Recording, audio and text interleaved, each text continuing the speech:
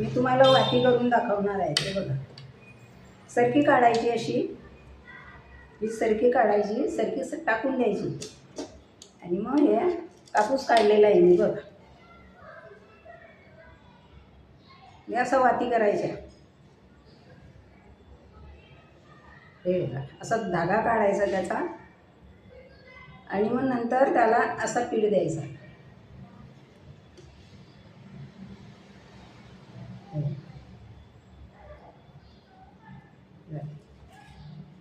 किती वाती केलेली आहे मी बघ. आणि हा असा कापूस काढलेला आहे.